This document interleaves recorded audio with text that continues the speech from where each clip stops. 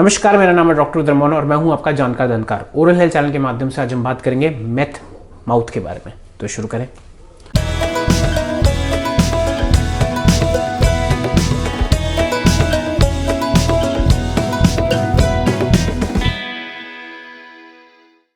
तो वैसे तो ये एक कंपोनेंट है, एक डिजीज़ है जिसको हम बोलते हैं मेथ माउथ। ये यूएस में ज़्यादा इसका जो है चाल चलन है, क्योंकि वहाँ पे एक ड्रग होता है जिसको हम बोलते हैं मेथाम्फेटामिन, जो होती है क्रिस्टल मेथ। उसको आप आइस भी बोलते हैं, टीना भी बोलते हैं, बहुत सारी चीज़ें, बहुत सारे नाम से उसको जानते हैं। और ये काफ़ी डेबिलिटेटिंग ड्रग होता है, जिससे जो है ये एक हाई वाला यूफोरिक ड्रग होता है, एक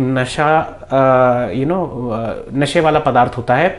और इसको यूजुअली लोग जो है या तो आईवी इंजेक्शन से लेते हैं, या इसको जो है they take it as crystal meth, इसको पानी में अल्कोहल के साथ।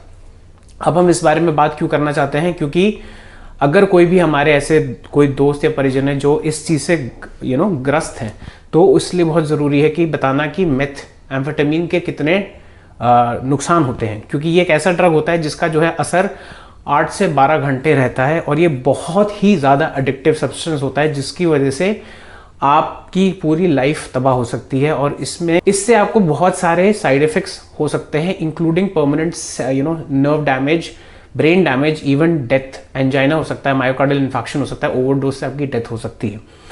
तो इसको जो है बहुत सारे लोग यूज़ करते हैं, और ये जो है इसका असर काफ़ी देर तक रहता है, 8 से 12 घंटे रहता है। कुछ पेशेंट्स में बहुत ज़्यादा रहता है, और इसको बहुत लोग जो है ओरली लेते हैं, तो इसका जो है कुछ वो होते हैं, इसके असर होते हैं आपके माउथ पे, तो जिसकी वजह से आपको जो है एक टिपिकल प्रेजेंटेशन होती है दांतों की, जिसको हम बोलते हैं मेथ माउथ। मेथ माउथ का मतलब क्या होता है, आपके सारे दांत चरमराए हुए, रॉटन, क्रम्पल्ड, क्रम्बलिंग लगते हैं, ब्लैक हो जाते हैं, उसमें केरीज बहुत होती है, उसमें गम डिजीज हो जाती है, वो हिलने लगते हैं, और उसमें काफ़ी प्रॉब्लम्स होती हैं।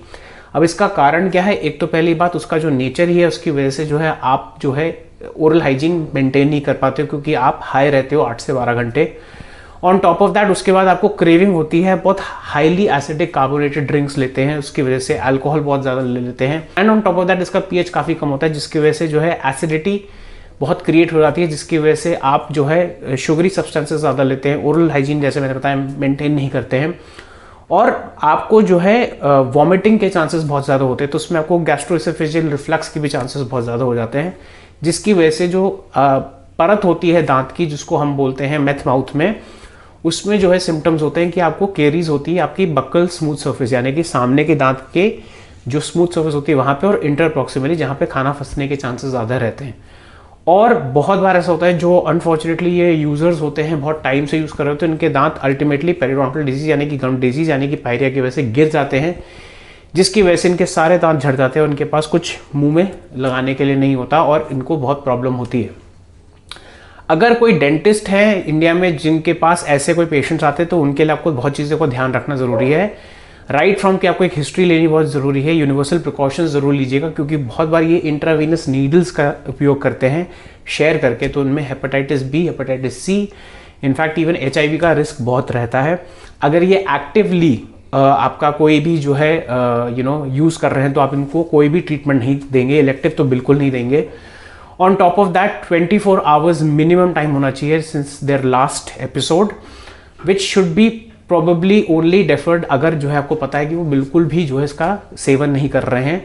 ऑन टॉप ऑफ दैट इनको पेन किलर्स कभी भी ओपियोइड नहीं देने चाहिए, यानी कि हमें ओपियोइड मेडिकेशन को नहीं देनी चाहिए। Non steroidal anti inflammatory medication के लिए ठीक रहती है।